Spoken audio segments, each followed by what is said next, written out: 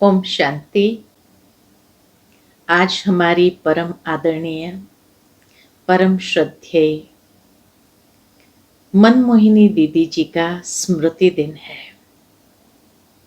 और मनमोहिनी दीदी जी की कई स्मृतियां मनस पटल पर आज उभर कर आ रही है। दीदी का जीवन जैसे आदर्श था।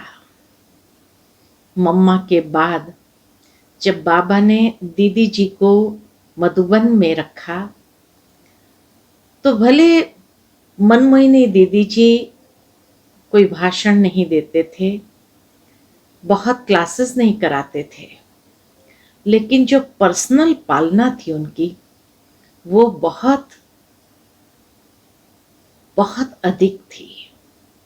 मुझे याद आता है, मैं तो बहुत छोटी थी। 1980 में जब मैं मधुबन में सेवा के लिए आई तो उनकी विशेष पालना मुझे मिली और दीदी जी हर रीति से जैसे एक पारखी नजर रखती थी। उनकी दृष्टि में भी वो जादू था।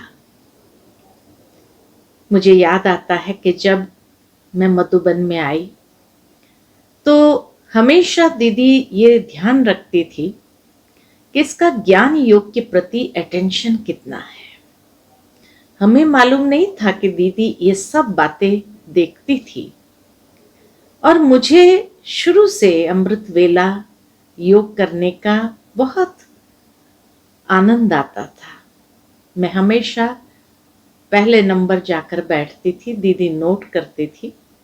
लेकिन उसके बाद जैसे मैं गुड मॉर्निंग करने जाती थी दीदी के पास में, तो दीदी बातों बातों में ही जैसे पूरा चार्ट ले लेती थी। अच्छा, आज अमृत वेला किया तुमने? मैंने कहा हाँ दीदी किया मैंने। फिर दीदी पूछती थी आज किस स्वरूप में बैठी थी अमृत वेले? तो एक दिन मुझे ख्याल नहीं आया कि मैं क्या जवाब दूं। तो मैंने दीदी से कहा दीदी आज मैंने साइलेंस का अनुभव किया। तो दीदी को बहुत हंसी आई। साथ में मोहिनी दीदी भी थे। मुझे समझ में नहीं आया कि दीदी ने क्यों हंसा, ऐसा मैंने क्या बोला। फिर दीदी ने मोहिनी दीदी से पूछा, अच्छा मोहिनी तुम बताओ आज तुमने किस स्वरूप का अनुभव किया? तो मोहिनी दीदी ने कहा कि आज मैंने बाबा के साथ साजन और सजनी का स्वरूप का अनुभव किया। फिर दीदी ने मुझे सिखाया कि सुबह अमृत वेले कोई साइलेंस में बैठना होता है। साइलेंस में बैठना माना सो जाना, नींद आ जाना। फिर कहा अमृत वेले तो बाबा के साथ मीठी मीठी बातें करनी चाहिए। बाबा को सर्व संबंधों के आधार पर याद करो, बातें करो तो नींद भी नहीं आएगी। वरदान प्राप्त करो। इतना प्यार से दीदी ने समझा कि अमृत वेले कैसे बाबा को याद करना चाहिए। का साइलेंस में बैठना माना तो सो जाना होता है। अमृत वेले थोड़ी साइलेंस का अनुभव करना होता है। कहने का भावार्थ मेरा यही है कि दीदी बात बात में चार्ट भी पूछ लेती थी, साथ में ये भी जान लेती थी कि हाँ हम सही कर रहे हैं या नहीं, और अगर कहीं गलती थी तो सिखा भी देती थी कि कैसे बैठना होता था। उसके बाद जब मुरली क्लास के लिए जाते थे तो दीदी हमेशा ये ध्यान रखती थी मैं कहाँ बैठी हूँ। अगर मानो कहीं पीछे बैठी हूं तो दीदी हमेशा इशारे से बुला करके कहती थी तुमको मेरे चरणों के पास बैठना है। मैं हमेशा दीदी की जो सीट थी वहां नीचे बैठती थी। बीच बीच में दीदी देखती थी मैं पॉइंट्स कैसे नोट करती हूँ बाबा की मुरली के। देखने के बाद दीदी ने सिखाया कि कभी भी मुरली नोट करो तो प्रश्न उत्तर के रूप में नोट करो, तो सारी मुरली याद रहेगी। मना एक एक पल में जैसे दीदी सिखाती थी, कैसे योग में रहना है, कैसे मुरली सुननी है, किस तरह से मुरली की नोट्स लेनी है। उसके बाद जैसे याद आता है कि दीदी जैसे ऐसी पारखी दृष्टि थी दीदी की, और दीदी कोई भी बात समझाती थी ना, बड़ी प्यार से समझाती थी। शुरू शुरू में मैं मधुबन आई तो मुझे खाना इतना अच्छा नहीं लगता था। तो उस समय टोली डिपार्टमेंट में आबू रोड की शशि बहन टोली डिपार्टमेंट संभालती थी, तो मैं उसी के पास सेवा करती थी। टोली के पैकेट बनाना, टोली को जैसे वहां से आती थी तो भरना, डब्बे में डालना, आदि आदि। तो नेचुरल है कि टोली डिपार्टमेंट में सेवा करेंगे तो फिर कुछ टोली खाने को भी मिल जाती थी, तो उसी से पेट भर जाता था, तो खाना खाने नहीं जाती थी। तो एक दिन मेरी शिकायत हो गई। दीदी ने बुलाया और कहा कि ऐसा है, आज तुम हमारे साथ भोजन करना। मुझे समझ में नहीं आया कि दीदी ने मुझे भोजन के लिए क्यों इनवाइट किया।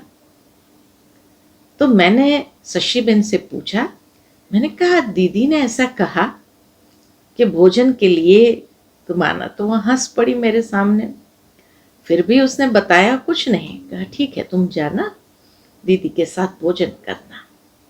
भाग्य है ना, दादी दीदी के साथ भोजन करने को मिलेगा। मैं तो पहुंच गई उस समय। फिर दीदी ने उस दिन मेरे लिए जैसे भेल पूरी, पानी पूरी बनवाई थी।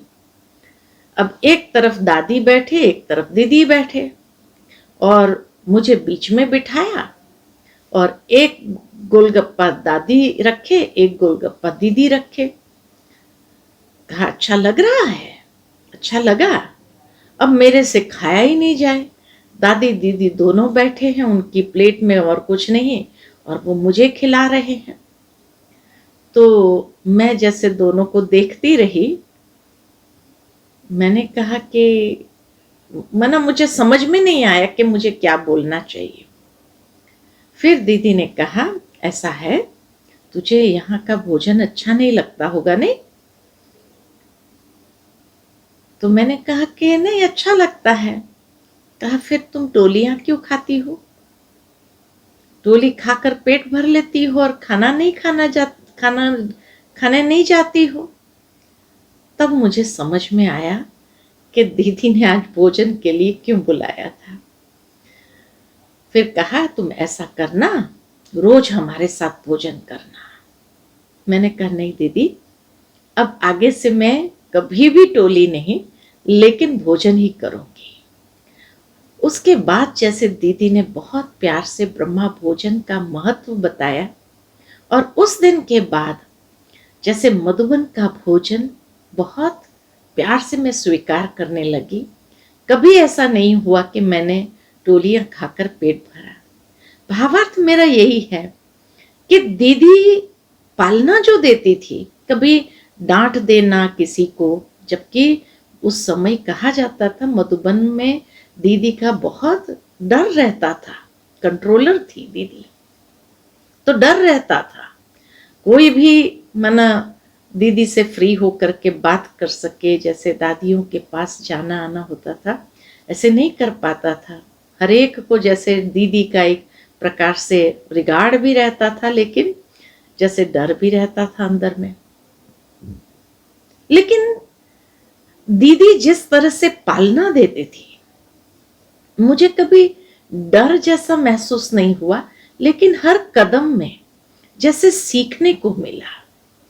साथ ही साथ जैसे दीदी कभी भी हमें सखी कह करके, तुम तो मेरी सखी हो, तुम तो मेरी सखी हो, तो ऐसे सखी भावना को डेवलप करती हो। जबकि इतना बड़ा एज डिफरेंस होने के बाद भी दीदी ये कहे कि तुम तो मेरी सखी हो, तुमको तो मैं भेजूंगी दादी जानकी के पास, विदेश की है, तुम विदेश में ही जाना। ऐसी दीदी की भावना थी। लेकिन फिर ड्रामा ही कहे, लेकिन जैसे कहा कि दीदी की इतनी पारखी नजर थी कि एक दिन मैं और शिलूबेन तो उस समय शिविर कराते थे और मैं तो सहयोगी के रूप में थी। शिविर वालों को खाना खिलाना, उनके लिए जैसे सारी चित्र रखना आदि तैयारी करती थी। तो शीलू दीदी के साथ हम ऐसे ही पैदल करने के लिए नक्की राउंड लगा करके आए। नमः शाम का समय था। जैसे ही गेट से प्रवेश हुए तो सामने दीदी आंगन में खड़ी थी। तो दीदी ने जैसे दोनों को बुला करके नमः शाम के समय के जो वचन है दीदी के, मेरे जीवन के लिए बहुत बहुत महत्व रखता है, जो मैं कभी भूल नहीं सकती हूँ। और दीदी ने बुला करके कहा, शीलू एक दिन ये बहुत आगे जाएगी। तो शीलू दीदी ने बड़े प्यार से कहा, दीदी अगर ये आगे जाए ना, मुझे सबसे ज्यादा खुशी होगी, क्योंकि ट्रेनिंग ले रही है हमसे, तो हमें तो सबसे ज्यादा खुशी होगी। और सचमुच दीदी के वो वचन कि नमः शाम के समय जो शब्द निकले, जैसे कहते हैं सत्य हो जाते हैं, तो मेरे जीवन में वो सत्य हो गए कि दीदी ने जो वचन कहे थे, जो वरदान दिए थे कि एक दिन ये बहुत आगे जाएगी। माना भावार्थ यही है कि जैसे दीदी के वो बोल, वरदानी बोल मेरे लिए जीवन में ऐसे सत्य हो गए, जो जीवन में हर कदम, भले अनेक परीक्षाएं आई भी, लेकिन आगे से आगे बढ़ने का अनुभव किया। तो जैसे कहा जाता था कि दीदी जब कोई भी दूर से चल करके आता था तो उनकी चाल देख करके जैसे समझ जाती थी कि उसका आदि मध्य अंत क्या है, और उस अनुसार उनके वचन होते थे। उसके बाद जब मैं मधुबन से जा रही थी तो नेचुरल है कि दीदी सबको सौगात देती थी। तो दीदी सौगात देने में भी जैसे परख कर लेती थी। दीदी ने बुलाया, हम 3-4 कन्याएं थी उस समय। तो दीदी के पास कुछ चीजें विदेश की आई हुई थी। दीदी ने टेबल पर रखा था और कहा, आप लोगों को जो पसंद आए ना उठा लो। जो 2-3 कन्याएं और थी, उन्होंने कुछ न कुछ उठाया। मैंने कुछ नहीं उठाया और मैं देखती रही, क्या उठाऊं इसमें से। दीदी मुझे कहती है, अच्छा तुम भी उठाओ इसमें से। मैंने कहा, दीदी मेरे पास तो ये सब कुछ है, विदेश की चीजें थी तो मेरे पास तो सब कुछ है, मुझे तो कुछ नहीं चाहिए। बाद में मुझे बताया गया कि दीदी देखना चाहती थी कि तुम्हारे में आसक्ति कितनी है। माना दीदी की जो दृष्टि थी, कैसे परखने का जो कार्य करती थी कि कन्याओं को उस समय से परख लेती थी, उसके अंदर आसक्ति कितनी है। तो मैंने जब कहा कि नहीं मुझे कुछ नहीं चाहिए, मेरे पास सब कुछ है, तो दीदी ने फिर कहा कि अच्छा मैं तुझे एक चीज देंगी जो तेरे पास नहीं है।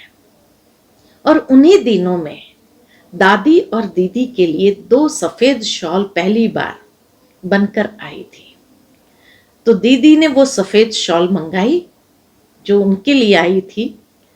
उन्होंने 1-2 बार पहनी थी, लेकिन दीदी ने कहा, देखो ये दादी दीदी के लिए पहली सफेद शॉल बनकर के आई है, ये तेरे पास है?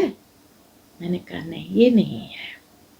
तो फिर दीदी ने कहा, मैंने 1-2 बार पहनी है, लेकिन तुम ये रखो अपने पास यादगार के रूप में।